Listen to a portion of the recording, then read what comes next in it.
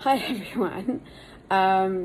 Just had a bit of a mishap, so I'm laughing. I hope those that did watch my last video got something from it. I'm actually going to do a follow-up because I left out information because, like I said, I try not to go for too long because I know what it's like to not stay in tune with what's happening. So if you haven't watched it and you do have someone in your life that's ADHD, please do. As I said, I'm going to do a follow-up next week because I know what to talk about now in relation to that, and then it will just be what I normally do, whatever comes my way. But today I'm going to read a poem. So I have had some news from the publishers. My second book, which there'll only be two, I doubt if I'll do a third.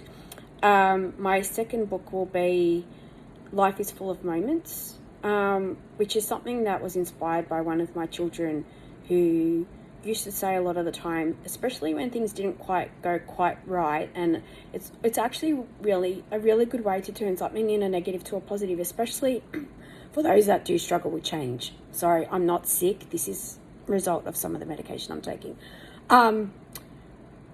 Turning something that can really, really affect you, and it's not always a fix, but it's just something mindful to do. Instead of saying, and getting frustrated and, telling yourself all sorts of things in your head, turn it around and say life is an adventure.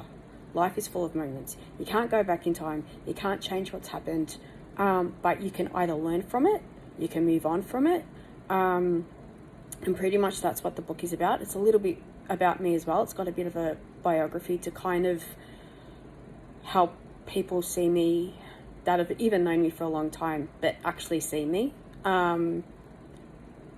And there are things that even very, very close family members don't know that will be revealed. And it's taken me probably 30 years. I've wanted to write an actual proper biography for a very long time because literally my life story is so strange it wouldn't even make a movie. But I've struggled because I don't want to put names and I don't want to offend people and etc. etc. So I've found a way to implement some key moments and some things that have happened to me personally and a little bit of my growing up into this book, and it's also got poems in it. It's got poems about loss, it's got poems about individuality, if you don't fit in, which is basically what I'm going to read now, and just embrace your differences. But if you have lost a parent, a grandparent, or someone younger, there is quite a few poems about loss, and they helped me when I was losing my mum. That's what I was writing, and it was kind of helping me get through it. And if you've been watching my videos, you know that I was going through some other stuff that I needed to get medically tested for. So there was a lot going on. So writing those poems was actually really beneficial. So we're 3 minutes in, so I do apologize. So anyone that has been watching my videos knows that I do babble, and I've just lost my poem. Okay, so here we go. This is called Celebrate Your Individuality. And I do have to look at the computer because I do not remember my poems, so I do have to read them from the computer. So I apologize. Just getting my mouth right. Celebrate yourself. Celebrate you are still living. Age is just a number. You've been made to feel ashamed. You felt you can't do anything right. You feel like you're always stepping on toes. You feel like you're in the way. You feel dejected. You're still here. You saw the sunrise another day. If you feel no one is kind to you, be kind to yourself. Forgive yourself. Only you know you. If you've been called a snob because you weren't full of greeting when you walked into work, if you've been called weird because you don't fit the mold, align with those that see you. In a world where everyone wants you to fit in a box, fit into a circle. Be you, and you will be a magnet for others. Don't hide yourself away. Don't try to fit in at the cost of your individuality. Be you. There is only one of you. Be kind to yourself. Respect yourself. You will sparkle and shimmer, and like-minded people will sparkle with you. You have made it this far, one day at a time. Let the sun keep shining on your face, one morning at a time. Sorry, I don't normally get emotional at my own writing. Be you. It's nearly finished. Live life your way.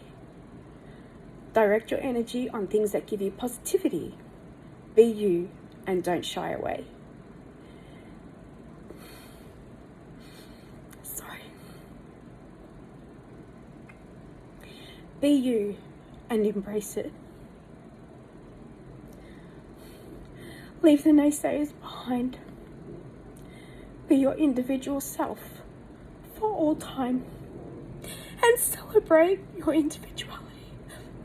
I'm so sorry, but I'm not editing because obviously it's something that I just opened up. And again, it's probably because this book is quite personal. So when reading from it, it draws on memories of childhood, teenage, young adulthood, having my kids, and the kind of mother that I was compared to the kind of mother that I wanted to be. So, I'm so sorry. But I'm not going to apologise for my emotions and my tears. I hope you can get through it without crying. And that was unexpected. Because I always read something before I go on videos, and I didn't cry when I read it. I think the last couple of years has been very, very eye-opening for me, from my 40s getting diagnosed autistic to now being diagnosed ADHD. And I only have a very, very small group of people who actually see me. And I hope you have those people too. And I hope you can rely on them and see them for who they are, and vice versa. So, the sun is shining in Melbourne. Go and enjoy it if you're in Melbourne. If you're somewhere else, go and enjoy it. Go open your eyes, go look at a bird, play with your animals, and celebrate yourself and things that make you joyful. Thank you for listening. Thank you for watching. Bye.